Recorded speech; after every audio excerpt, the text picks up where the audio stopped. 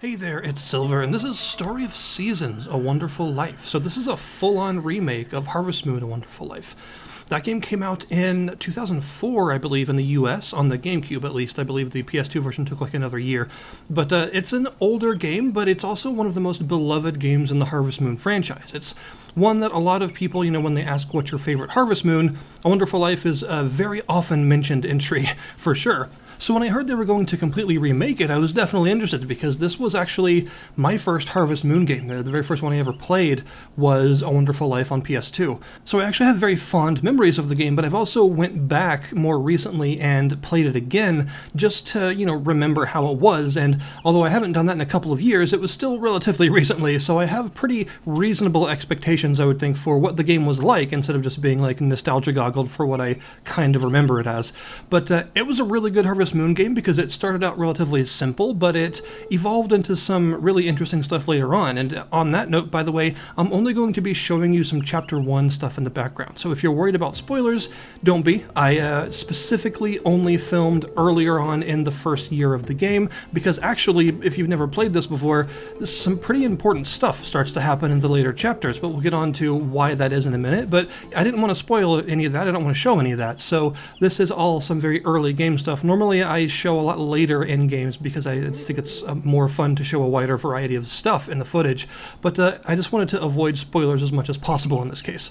As for the remake itself, the type of remake that it is, what they've decided to do is do the very, very faithful remake, as in it's almost exactly the same game. It's got some additions, it's got some changes, but nothing huge. It's still the same structure with the same characters and the same story and everything. So this is, I think, the best way they could have done it. They could have drastically modernized it and made it like a more modern interpretation of the old game, but they didn't do that. Instead, they added some modern quality of life stuff, but they kept the base formula the same. And I definitely like that approach for this game, because it's a relatively original title in the Harvest Moon franchise. It did some things that were a little bit different from later games, and I think preserving all of that is the best way to do it.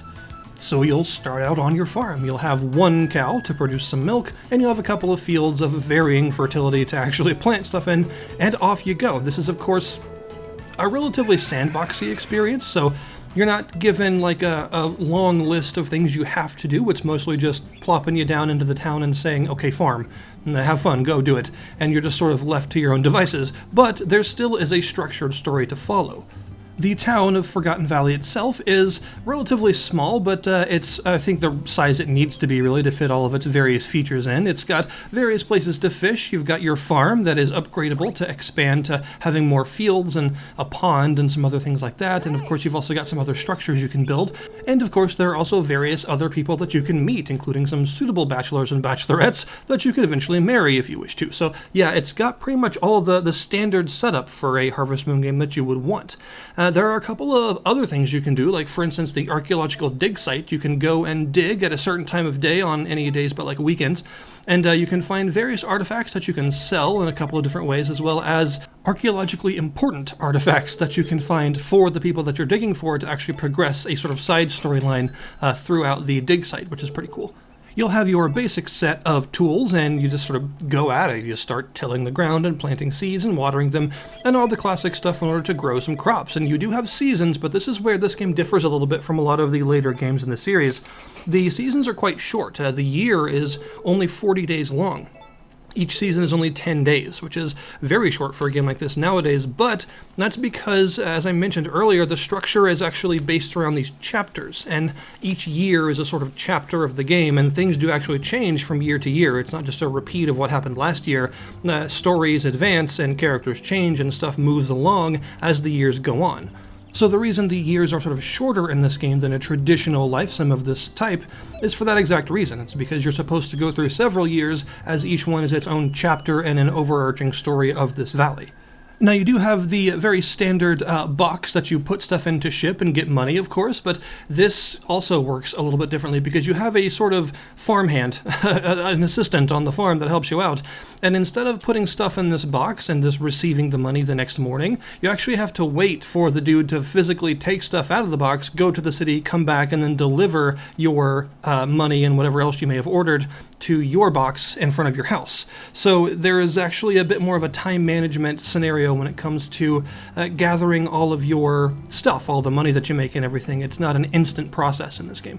This is also the case with any sort of upgrades or other animals or anything like that that you want to additionally buy. You have to actually go to a ledger next to the shipping box and order stuff. You can order feed, you can order up to 3 different kinds of feed at a time. You can also order new animals, order the breeding of animals that you already have, and order new facilities to be built on your farm. And these also take time. You actually have to wait for the guy to come around, read the ledger, and start going to the city and delivering the stuff that you wanted in the first place. So again, time management is always important in a life sim like this, but it is a little bit different in this game just because of that, the nature that all of this stuff that in a lot of later games is relatively instant, instead has a sort of waiting period. You can also go into town yourself and do a couple things. You can go to a sort of notice board that will have some requests. Just reading the board will automatically add all of the requests currently on it to your list. They're all time limited, but they all are, give me a certain item, basically. So it might just be a simple crop that you have to grow, or it might be milk of at least grade A or above, or it could be a specific dish that you have to cook for them. And the handy thing about this is if they request a specific dish, it actually gives you the recipe for that dish if you don't already have it when you read the request, which is a nice way to get more recipes. And generally speaking, the requests are good for increasing the person's affection towards you. Obviously, they'll like you more if you actually complete the request, but also they tend to be pretty rewarding. They often reward you with like seeds, more expensive types of seeds, or some other good quality goods you can ship, or some stuff like that. They're always worth doing, and they're usually pretty manageable because each request often is going to have things like crops that are in season at the moment, or dishes that you can make from crops that are in season at the moment, so that you won't find like randomly generated quests that don't make sense or anything like that. They all have a certain structure to them that makes them doable within the time frame as long as you accept them early enough and have them in mind to get done. The farming in this game is also a little bit different from the usual fare because it's a little bit more involved. You have multiple different fields, and they each have different values of fertility, which is a bit odd. They're not identical fields.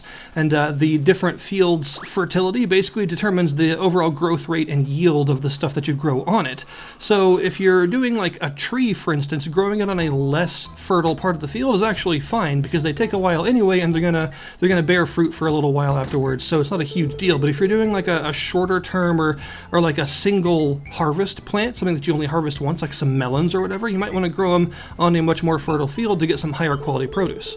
Now, traditionally in a game like this, you till the field and you plant the seeds and then you water them, and that's it. But in this case, there's a little bit more to it because the watering system is a little bit more granular, you could say. In games like this, normally a field is either watered or it isn't. But in this game, watering something actually has a sort of degree of how wet it is. And this will be determined by how dark the field is. So when you first water something, it'll be very dark. And then over the day, it'll actually get paler and paler back to its normal dry dirt color. So you're actually encouraged to, if you can, water your field multiple times per day, which is very unusual for the genre. But it's something that you really should be doing if you can. But of course, if you have a ton of stuff active at once, then you might not have the energy to water everything multiple times. So you got to be careful about what you're planting. This is important because these seasons are so short in this game. Your short-term plants might take around 5 days to grow, which in something like Stardew Valley isn't very long at all, but in this game that's half of an entire season.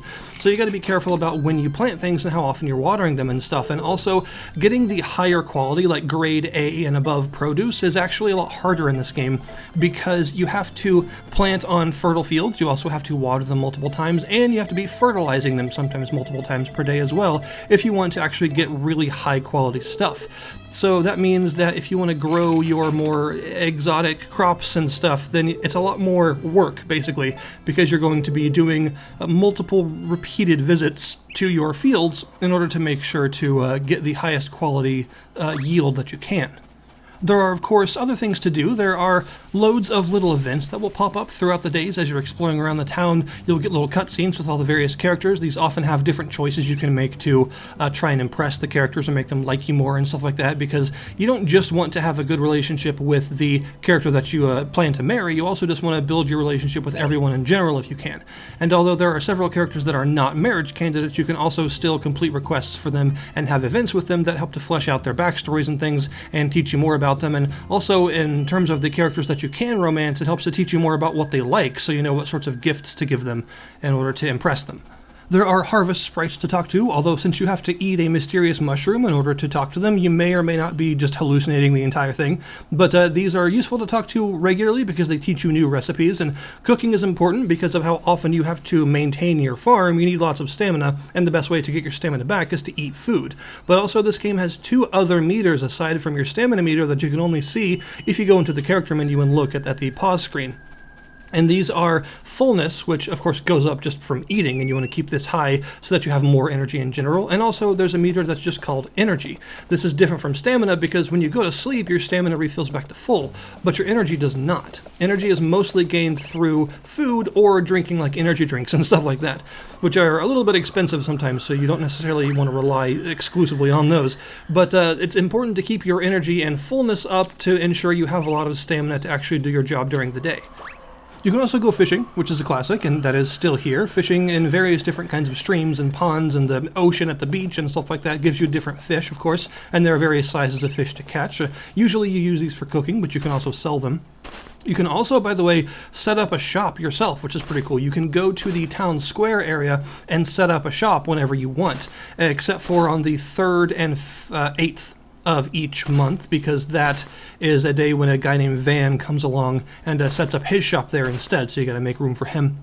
He's very important because you can sell pretty much anything you want to him, even stuff that you can't normally give to other people, and you can make a lot of money when he comes to town, so he's good to look out for. But yeah, you can choose to set up a shop whenever you want, and you can choose any items from your inventory to just sell. You can choose up to 10 things at once, and you'll put them on display and sell. And you gotta choose a good time of day where there'll be a lot of people walking around downtown. But if you do, you'll get people that, walk close to your stall and start browsing and stuff, and you can then walk up and talk to them, and they'll say, hey, I want this, how much? And you can either choose to sell it for its normal base price, usually they'll accept, although some characters might walk away instead, or you can choose to give them a discount and sell it for about 10% less than it's actually worth, which of course gets you less money, but it also improves their relationship with you.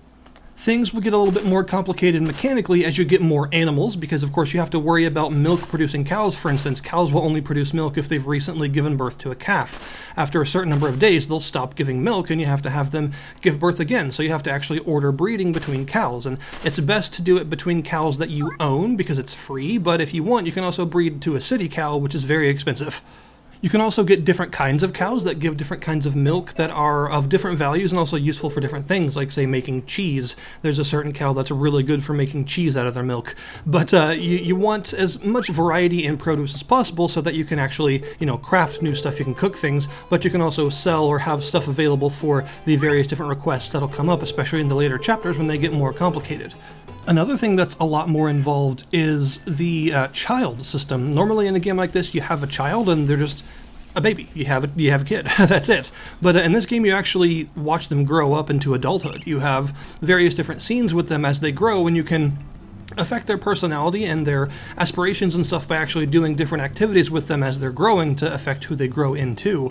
And once they're an adult, they can actually go and have a career, including taking over the farm. So you can actually have them take over the farm work if you want, or you can have them go and do something else. So even the child rearing system in this game is more complicated than it usually is in a life sim like this, which I think is really cool. And that was one thing that people really loved about the original A Wonderful Life, was how complex some of the other mechanics could get. Another example is the crop hybridization mechanic. In the later chapters, well, Chapter 2, really, and beyond, you'll gain access to something that allows you to hybridize crops, and you can actually grow hybrid plants, which is very useful considering the amount of work you have to put into your plants. Having hybrid ones is really nice, and also that's one thing that's been changed with this remake. There are some new hybrid plants that are available too. So overall, I think this is a really, really solid way to remake a beloved classic like A Wonderful Life. I think it does a really good job of adding some modern features and some quality of life stuff without actually erasing the identity and the relative uniqueness that the original actually had. It's all still here, it all feels the same, that cozy atmosphere is still present, the music is great, and just like the original A Wonderful Life, the ambient sounds of like insects and wind and all that kind of stuff is still really good, and adds to that cozy vibe that the whole game has. So if you want to re-experience this game, or if you never experienced the original and you're looking for a new Story of Seasons / Harvest Moon experience, this is a very good one to try, because it does everything that made the original unique and interesting while adding some new stuff like new hybrid plants, some new marriage candidates, and some other quality of life features that are nice to have and don't destroy the atmosphere or anything of the original at all, and in fact just add to it. So yeah, definitely I would recommend this, because I mean, I'm a fan of the original, of course, but I'm also a fan of creating remakes that remember the uniqueness of the original, but are also willing to sometimes smooth certain things over that could use a little bit of extra work, and that's exactly what we have here. So I will put the link in the description below this video to the Steam store page for this game, so that you can go and check it out yourself. Coming out very soon, about a week from now actually. Thank you guys very much for watching, and I'll see you next time.